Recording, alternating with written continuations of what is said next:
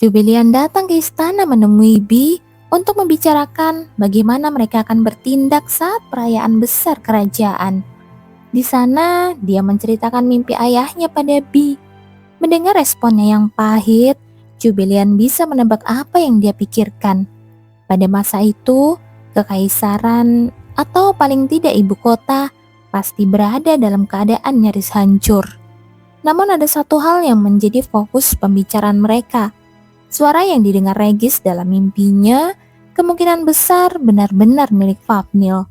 Dan bukan hanya itu, mereka juga menyimpulkan bahwa cincin kaisar yang seharusnya dapat mengendalikan Regis ternyata kehilangan kekuatannya saat Regis mengalami guncangan emosional yang sangat besar.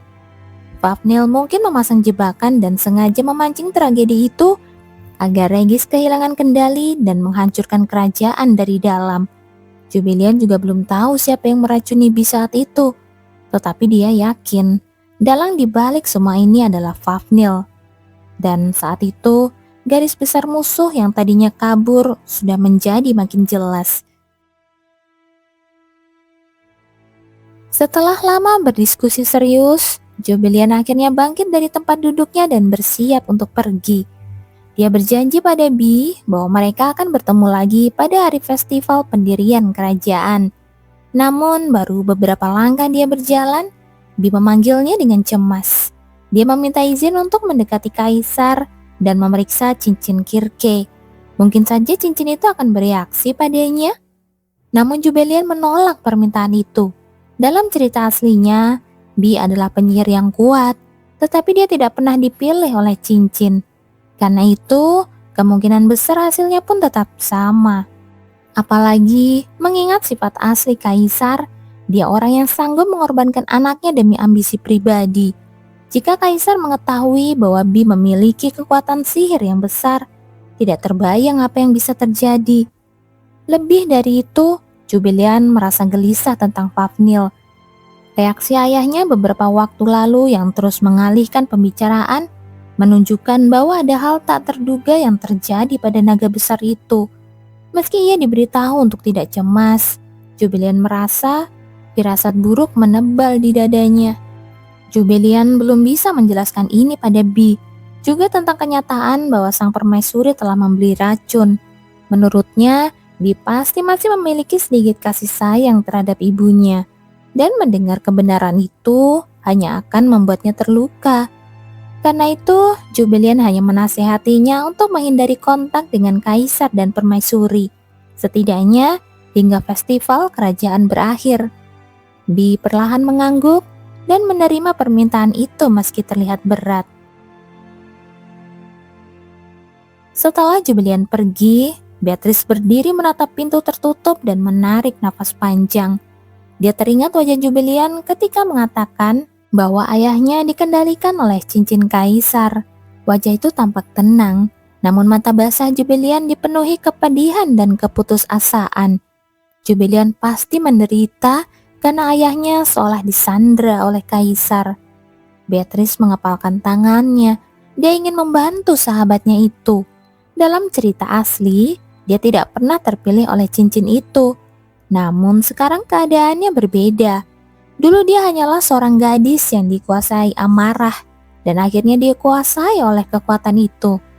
Tetapi sekarang dia telah membangkitkan kekuatan sihirnya sendiri. Dengan tekad itu, dia menoleh pada Kailen. Dia hendak menjelaskan rencananya. Namun bahkan sebelum dia selesai berbicara, Kailen sudah menebak semuanya dan memutuskan untuk ikut serta tanpa ragu. Dia mengatakan bahwa melindungi Beatrice adalah tugasnya. Ucapan itu membuat Beatrice tersenyum lebar. Kata-katanya itu penuh percaya diri dan sungguh menenangkan. Ini adalah pertama kalinya Beatrice merasa tidak sendirian. Meskipun ia pernah mendengar bahwa di dalam buku ceritanya dirinya adalah kekasih Mikhail, tapi secara naluriah dia bisa merasakan bahwa Mikhail hanya memanfaatkan dirinya yang sedang marah. Namun Kailen juga mempertanyakan bagaimana Beatrice akan meminta audiensi kepada kaisar. Datang tanpa alasan hanya akan membuat kaisar curiga. Beatrice pun tersenyum samar. Dia sudah memikirkan alasan yang bagus, dan jika perlu, dia akan memanfaatkan Kailan sebagai bagian dari rencana itu. Mendengar itu, Kay hanya tersenyum kecil dan menerimanya dengan sukarela. Segera setelah tiba di rumah, Jubilian meminta waktu ayahnya untuk bicara. Dia langsung menyinggung soal kekhawatirannya. Apakah benar tidak terjadi apa-apa di tempat Fafnir disegel? Melihat perubahan ekspresi ayahnya, Jubilian merasakan kekhawatirannya terbukti. Jubilian memegang kedua tangan ayahnya dan memintanya untuk jujur. Terdengar helaan nafas pelan, dan kemudian dari mulut ayahnya keluar kata-kata yang mengejutkan. Ketika dia pergi ke tempat penyegelan, Fafnir sudah tidak ada di sana. Kenyataan itu menghantam Jubilian. Berarti ada seseorang yang telah melepaskan belenggunya. Namun belenggu itu bukanlah sihir biasa. Jika melepaskan belenggu memang semudah itu, Fafnir pasti sudah bebas sejak lama. Regis menceritakan bahwa Duk Floyen yang pertama adalah seorang pendekar pedang yang hebat. Dia juga seseorang yang diwaspadai oleh Kaisar pertama. Perintah untuk mengawasi Fafnir sebenarnya sama saja dengan kecemburuan Kaisar. Tetapi leluhur mereka selalu berkata bahwa keluarga Floyen harus mengawasi Fafnir dengan ketat karena merekalah satu-satunya penjaga. Mendengar cerita itu, Jubilian teringat kemungkinan yang paling mengerikan. Kaisar pertama mungkin sudah menyiapkan cara lain untuk mengendalikan Fafnir, dan satu-satunya orang yang mungkin berhubungan dengan Fafnir sekarang adalah Kaisar saat ini. Jubilian mengepalkan tangannya erat-erat. Apapun rencana jahat yang dia buat, Jubilian bertekad untuk menghentikannya. Kaisar sedang mengadakan pertemuan rahasia dengan Fafnir. Dia tampak puas, karena menurut perhitungan jahatnya, kekuatan Fafnir akan membantunya menjatuhkan putranya sendiri, serta mengamankan kekuasaan dan kejayaan yang lebih panjang. Kaisar menagih janji Fafnir yang akan mengajarkan sihir padanya karena dia telah membantunya keluar dari penjara. Fafnir mengerutkan kening. Kaisar bodoh itu tidak mungkin bisa menguasai sihir. Tapi dia tidak memberitahunya. Fafnir tahu bahwa dia tidak bebas sepenuhnya.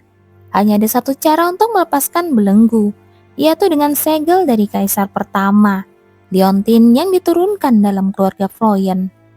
Mungkin orang akan berpikir, kenapa tidak mengendalikan kepala keluarga Floyen untuk melepaskan segelnya? Tetapi masalahnya, tidak mungkin juga melepaskan segel menggunakan kekuatan cincin Kirke. Liontin itu hanya bereaksi pada kemauan pemilik aslinya. Fafnir sebenarnya menahan amarah besar. Yang ada di sini adalah tubuh aslinya, tapi Kaisar memperlakukannya seperti anjing yang diikat dengan tali karena merasa telah menolongnya keluar dari penjara.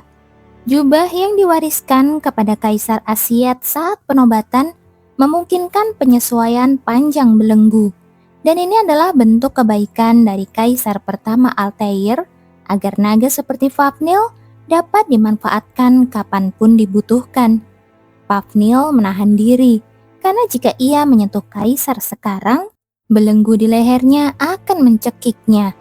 Akhirnya, Fafnir menghela nafas dan berkata bahwa apa yang dilakukan Kaisar sekarang hanyalah solusi sementara. Jika dia tidak beristirahat di penjara naga, dia pasti akan tertidur pada hari pendirian kekaisaran.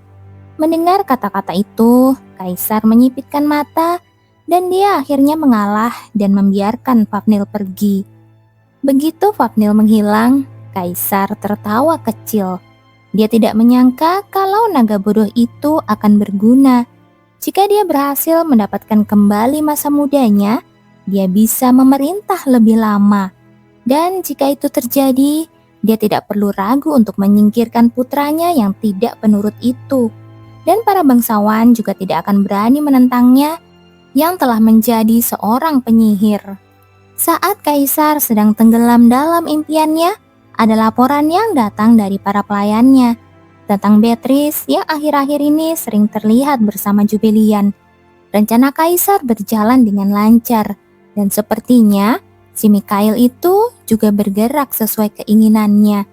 Melihat kaisar yang puas, kepala pelayan istana menambahkan laporannya bahwa sebentar lagi Mikhail akan datang untuk menyampaikan laporannya. Tepat ketika kaisar mengangguk, tiba-tiba Beatrice datang menghadap bersama Kailen. Kaisar memutar sudut bibirnya. Melihat tingkah laku putrinya akhir-akhir ini, seharusnya tidak ada alasan baginya untuk datang. Jadi kedatangannya yang tiba-tiba itu terasa mencurigakan. Kaisar menampilkan sikap hangatnya yang palsu. Berpura-pura menjadi ayah yang penyayang akan memudahkannya untuk mengalihkan perhatian para bangsawan. Dia mempertanyakan alasan kunjungan itu. Dan Beatrice menjawab dengan tenang bahwa dia ingin meminta restu untuk menikah dengan kepala pengawal pribadinya, Kailen. Mendengar itu, mata kaisar dipenuhi keterkejutan.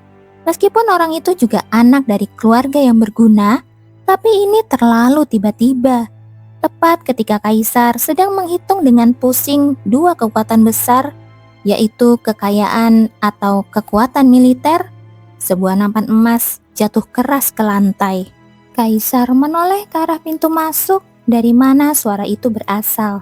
Matanya dipenuhi kebingungan. Salah satu pelayan muda tampak panik. Di sebelahnya berdiri Mikhail yang menunjukkan ekspresi membunuh. Kaisar baru teringat bahwa Mikhail adalah menantu pilihannya. Tepat pada saat kaisar memanggil Mikhail dengan tergesa-gesa, Beatrice berjinjit dan mencium Kailen di depan semua orang. Kaisar memandang keduanya dengan kemarahan yang sulit ditahan. Namun Beatrice tersenyum manis dan mengatakan bahwa mereka berdua saling mencintai. Melihat putrinya berbicara dengan berani di hadapannya, Kaisar mengernyitkan dahi. Dia sempat berpikir bahwa mungkin kepala Beatrice mengalami gangguan setelah beberapa hari dikurung. Namun sesaat kemudian, Kaisar bergantian melihat Mikhail dan Kailen, lalu tersenyum licik. Dia merasa sedikit terhibur bahwa putrinya ternyata menarik perhatian lelaki-lelaki berkualitas. Kaisar kemudian menimbang-nimbang kedua pemuda itu. Pada akhirnya, pandangannya berhenti pada Kailen. Dalam pikirannya, dia menyadari bahwa seseorang dengan kekuatan finansial yang kuat berarti juga bisa membeli kekuatan militer. Marquis Perdal bukanlah ahli pedang, tetapi tidak seorang pun berani meremehkannya, karena dia menguasai salah satu pasukan paling kuat di kekaisaran, berada di urutan setelah Floyen dan Hessen. Semua itu bisa terjadi berkat kemampuan finansial keluarga Perdal untuk merekrut orang-orang berbakat. Apalagi, Kaisar juga mengetahui bahwa keluarga Hessen juga berhutang pada Perdal. Setelah pikirannya mantap, Kaisar bangkit dan mendekati Kailen. Dia menanyai pemuda itu secara langsung mengenai perasaannya kepada putri Beatrice. Kailen menjawab dengan lugu, dengan wajah yang memerah penuh dengan ketulusan. Dan respon itu membuat Kaisar semakin yakin bahwa Kailen akan lebih mudah untuk diatur. Di sisi lain, dia bisa melihat bagaimana Mikhail yang terus dia menatap Kailen dengan tatapan permusuhan karena tersulut rasa cemburu. Kaisar berpikir selama ini dia terlalu memanjakan Mikhail. Lalu dia menenangkannya dengan nada lembut, memintanya menunggu sebentar karena dia ingin berbicara dengan sang putri terlebih dulu. Mikhail menahan amarahnya, lalu dia pergi dari ruangan. Di dalam, Beatrice memahami bahwa Kaisar telah berpihak pada Kailen sesuai dengan harapannya. Dia menatap sang ayah dengan senyum menang. Dia merasa langkah awalnya untuk memecah belah mereka telah berhasil. Mata merahnya kemudian tertuju pada cincin yang melingkar di tangan kiri ayahnya. Kembali ke kantornya, Mikhail menunjukkan perasaannya yang sesungguhnya. Rasa terhina karena dirinya telah dibanding-bandingkan dengan orang lain. Sebenarnya, dia tidak peduli apakah putri itu bersama Kailen atau pria lain. Dia sudah tahu sulit untuk memenangkan hati wanita itu. Namun setidaknya, Kaisar yang telah memanfaatkannya seharusnya memihaknya dan menghancurkan si berandaran dari Perdal dan menegakkan wibawanya di depan putri yang keras kepala itu. Kebenciannya terhadap kaisar memuncak karena dia telah memperlakukannya seperti anjing pemburu. Namun setelah itu dia tersenyum dingin, berpikir bahwa jika sang kaisar tidak lagi berguna, kini saatnya dia fokus pada tujuannya yang berikutnya, yaitu mendekati wanita yang menjadi incarannya. Beatrice berusaha membuat cincin di tangan sang ayah bereaksi. Dia yakin bahwa benda itu menginginkannya, yang seorang penyihir, untuk menjadi pemiliknya yang baru. Namun tidak ada hasil. Dia tidak mengerti mengapa cincin itu tetap diam. Dia merasa dirinya lebih cocok dibanding sang kaisar yang hanya memakai cincin itu sebagai simbol kekuasaan. Ketika sang kaisar berbicara padanya agar dia memilih calon suami dengan hati-hati, Beatrice tersenyum dan mengiyakan walau hatinya masih terpaku pada cincin di tangan ayahnya. Dia sebetulnya ingin menyentuhnya lebih lama, berharap bisa menemukan sesuatu. Namun setelah sang kaisar mempersilahkannya pergi, dia akhirnya melepaskan genggaman tangannya dan keluar dari ruangan. Pada akhirnya, dia tidak bisa menjadi pemilik cincin itu. Dalam hati, dia merasa kecewa. Ayahnya berbicara dengan nada seolah menyayangi, tetapi tidak bisa menyembunyikan tatapan dinginnya. Sungguh tidak mudah untuk bersikap mesra padanya. Saat Beatrice memasuki kamarnya, seseorang memeluk bahunya yang terlihat lesu. Kellen menenangkannya. Dia mengingatkan bahwa dalam rencana mereka, cincin itu bukanlah tujuan utama. Jika mendapatkannya, itu hanyalah keuntungan tambahan. Kata-kata itu membuat Beatrice kembali tersenyum. Namun, Kellen tidak bisa menyembunyikan rasa tersinggungnya, karena dirinya dibanding-bandingkan bersama dengan Mikhail di depan sang kaisar. Beatrice mengangkat tangannya dan membelai pipi Kellen, lalu menyadarkannya bahwa hal seperti itu memang sudah dapat diduga. Kellen lalu mengeluh manja, merasa bahwa dirinya sudah jelas yang terbaik. Melihatnya merengek seperti itu terasa menggemaskan, membuat Beatrice kembali tertawa kecil. Namun kemudian Kellen menyatakan kegelisahannya. Dia takut kehilangan Beatrice jika Mikhail bergerak lebih jauh. Itu adalah sisi yang tidak biasa. Kellen biasanya selalu terlihat sebagai sosok yang penuh percaya diri dan ceria. Mendengar itu, Beatrice menatapnya dengan lembut, memeluknya dan bertanya, apakah Kellen takut kalau tidak bisa menikahinya? Kellen pun tersipu dan mengangguk pelan. Ia pun merasa kalau seluruh tubuhnya memanas. Akhirnya dia mencoba menghindar dengan alasan akan pergi keluar memeriksa sekitar. Namun sebelum dia menyelesaikan kata-katanya, Beatrice meraih tangan Kellen. Kemudian dia menekan bibirnya ke pergelangan tangan Kellen dan berbisik, serahkan dirimu padaku. Saat itu, Kellen merasakan hasrat yang selama ini ia tahan meledak. Kellen menerjang Beatrice seperti binatang. Kemudian Beatrice pun melingkarkan lengannya di leher Kellen dan menyerahkan dirinya sepenuhnya padanya. Jubilian berdiri di balkon larut malam dengan perasaan gelisah. Dia memikirkan segala kemungkinan buruk yang bisa terjadi.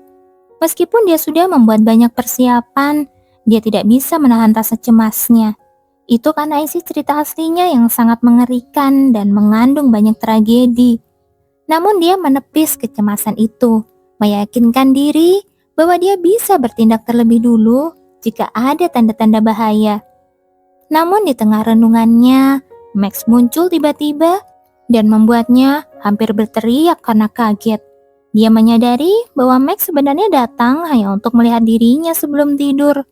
Jubilian memanggilnya mendekat dan Max memeluknya erat sambil mencium seluruh wajah Jubilian tanpa henti.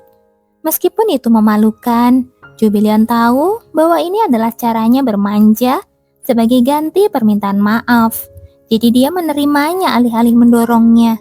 Max pun bertanya, mengapa dia belum tidur? Jubilian mencoba berbohong. Namun Max dengan mudah mengenali bahwa dia sedang menyembunyikan sesuatu. Ekspresinya yang kosong membuat Max mencubit pipinya pelan kemudian mengangkat tubuhnya dan membawanya ke tempat tidur, menemaninya agar dia bisa beristirahat dengan tenang. Jubilian pun menyadari maksudnya bahwa Max akan menginap malam ini. Tapi cara Max memanggil namanya dengan lembut, membawa rasa nyaman dan perlindungan yang belum pernah ia rasakan lagi sejak kecil.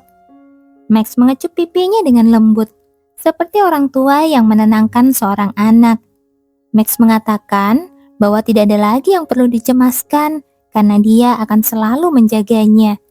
Kata-kata itu memberikan Jubilian keyakinan, yakin bahwa semuanya akan baik-baik saja. Jubilian membalas kecupan kecil di pipinya dan menjadikan lengan Max sebagai bantal. Meskipun sebelumnya dia tidak bisa tidur, anehnya matanya perlahan-lahan terpejam. Larut malam, Kaisar tersenyum sambil menatap cincin yang bersinar dalam kegelapan. Kaisar kemudian mencengkeram cincin itu erat-erat dan menggertakkan giginya. Dia teringat pada peringatan yang pernah disampaikan oleh Fafnir. Untuk sementara waktu, dia harus mengenakan cincin palsu karena putrinya mengincar cincin itu. Apalagi ternyata dia juga seorang penyihir. Ternyata anak sendiri pun tidak bisa dipercaya. Karena alasan itu, Kaisar mempertimbangkan bagaimana cara untuk menyingkirkan Beatrice setelah hari pendirian kekaisaran berakhir. Kaisar berniat menggunakan Mikhail untuk menyingkirkan Regis, untuk mendapatkan kekuatan sihir milik putra Regis yang akan menjadikannya seorang penyihir. Kaisar semakin bersemangat saat teringat kata-kata yang diucapkan Fafnir, bahwa semakin banyak kekuatan sihir yang dimiliki, semakin mudah untuk mengembalikan tubuhnya ke masa kejayaan, serupa dengan prinsip transenden bekerja. Kemudian kegilaan muncul di mata merah Kaisar. Jika Beatrice menjadi anak yang berbakti, maka Kaisar akan membiarkan Beatrice menjalani hidup yang cukup berharga sebelum pergi. Beatrice terbangun lebih cepat dari yang dia duga. Dia mencoba menggerakkan tubuhnya, namun rasa pegal dan nyeri membuatnya menyerah untuk bangkit. Malam sebelumnya terlalu melelahkan, baik tubuh maupun hatinya. Meskipun Kaylen sudah berusaha selembut mungkin, rasa sakit yang ia rasakan untuk pertama kali terasa lebih menyengat dari yang ia duga. Meskipun ia sampai menangis dan bergantung padanya, dia sama sekali tidak merasa menyesal. Alasan mengapa Kaisar bisa menjual putrinya untuk pernikahan adalah karena putri itu belum berpengalaman. Namun setelah melewati batas ini, Beatrice berencana untuk mengatakan bahwa dia akan bertanggung jawab atas Kaylen. Mungkin ibunya akan kecewa. Dia bisa melepaskan sedikit kasih sayang yang ia miliki pada Kaisar. Tetapi dia tidak sanggup melakukannya pada ibunya. Dia berniat akan memberitahu ibunya nanti, sekalian memberikan hadiah yang sudah dia siapkan untuk adiknya. Sesaat setelah memikirkan hadiah yang tersimpan di laci, Beatrice kemudian tertawa puas. Sebenarnya, dia sangat tidak suka terlibat dengan Mikhail. Namun saat ia tertawa, dia tersentak karena rasa sakit yang menusuk. 2 hari lagi, festival pendirian akan digelar. Suatu acara besar di mana ia diharapkan tampil anggun sebagai putri Kaisar. Namun dia mulai ragu, apakah tubuhnya masih mampu untuk menari. Beatrice menghela nafas pelan, lalu menatap wajah Kaylen yang tertidur di sampingnya. Saat tidur, wajahnya memang terlihat polos, tapi saat dia membuka mata, dia berubah menjadi binatang buas. Sesaat setelah wajahnya memerah mengingat momen yang intens, dia kemudian menunjukkan ekspresi pahit. Beatrice menghela nafas pelan, dan saat memikirkan cincin itu, dia teringat sesuatu yang aneh. Dia juga tidak merasakan apa-apa dari cincin itu. Saat itu, Beatrice terkejut oleh sentuhan tangan yang melingkari pinggangnya. Menatap Beatrice yang terlihat khawatir tentang hari pendirian kekaisaran, Kaylen terkekeh dan mencium pipinya. Katanya, dia punya cara untuk membuat Beatrice melupakan kekhawatirannya. Suara bisikan rendah itu membuat Beatrice merinding. Seketika itu, Kailan meraba pinggang Beatrice dan tersenyum malas, lalu mengajaknya untuk melakukannya lagi. Perasaan bingung dan terkejut menyelimuti permaisuri. Kabar yang dibawa oleh salah satu seorang pengawal sangat mengejutkannya. Putrinya dikatakan telah meminta izin kaisar untuk menikahi putra Marquis Perdal. Kecurigaan, kemarahan, dan ketakutan berbaur menjadi satu. Permaisuri tidak menyangka Beatrice seenaknya menentukan calon suami tanpa berunding dulu dengannya. Marquis Perdal adalah orang yang sejak awal meremehkannya karena dia tidak bisa melahirkan anak laki-laki. Karena itu, putra keluarga Perdal sudah dicoret dari daftar calon suami sejak awal. Amarahnya memuncak dan dia merasa takut bahwa putrinya akan mengabaikannya, seperti yang dilakukan oleh suaminya. Dia cemas dengan tingkah laku putrinya yang seolah tidak peduli lagi padanya dan juga bayi yang ada di dalam kandungannya. Ia akhirnya meneteskan air mata dan membelai perutnya. Seolah memahami penderitaan ibunya, bayi di dalam perutnya terasa tenang. Hanya bayi dalam kandungannya itu yang kini menjadi penghibur permaisuri. Namun saat itu terdengar suara ketukan. Dia sudah jelas-jelas memerintahkan agar tidak diganggu. Tetapi suara ketukan itu membuatnya kesal. Kemudian seorang pria memasuki ruangannya tanpa izin. Dulu dia menyukai Mikhail dan menganggapnya sebagai calon menantu. Tetapi sekarang dia sangat membencinya sebagai anjing suaminya yang tidak ingin dia lihat lagi. Permaisuri berteriak dengan suara marah. Tapi Mikhail datang membawa tuduhan yang mengerikan. Dia mengatakan bahwa racun telah ditemukan di gudang istana permaisuri. Permaisuri pun mencoba menyangkal dan berusaha untuk mengendalikan situasi. Tetapi Mikhail sudah mengetahui terlalu banyak. Dia bahkan membawa bukti surat perintah yang pernah dikeluarkan permaisuri yang berisi agar ketika Lady Floyen mencari minuman, dia diberikan cawan yang berisi racun. Wajah Mikhail menjadi dingin dan tatapannya memancarkan niat membunuh. Mikhail tahu permaisuri berniat memberikan syarat pada putra mahkota dengan dalih penawar setelah Jubilian jatuh sakit karena cawan beracun itu. Permaisuri mencoba menyangkalnya, tetapi Mikhail memotong perkataannya dan memberitahukan bahwa putra mahkota sudah tahu tentang fakta itu. Mikhail menyodorkan sebuah syarat. Sambil menyeringai lebar, dia ingin agar permaisuri memberikan racun itu kepada putrinya sendiri. Wajah permaisuri berubah mengerikan. Meskipun dia membencinya, Beatrice tetaplah anaknya. Permaisuri menggigil dan melemparkan vas bunga ke arah Mikhail. Namun Mikhail dengan mudah menghindari vas itu. Vas bunga itu pecah dengan suara keras setelah membentur dinding. Bersamaan dengan itu, permaisuri menerjang ke arah Mikhail dengan kuku yang terentang. Tapi Mikhail memegang pergelangan tangan permaisuri dan tersenyum. Dia meminta permaisuri untuk menahan emosinya dan lebih memperhatikan bayi di dalam perutnya yang merupakan calon kaisar berikutnya. Mendengar kata-kata itu, permaisuri berhenti gemetar. Mikhail menatap permaisuri yang bergumam seperti orang gila dan berbisik dengan lembut. Bukankah permaisuri memiliki penawarnya? Jadi seharusnya sang putri tidak akan mati.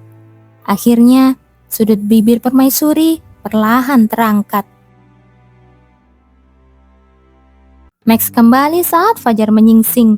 Meskipun ia sudah berjanji akan berada di sana, dia merasakan rasa bersalah karena dia pergi setelah memastikan Jubilian tertidur pulas.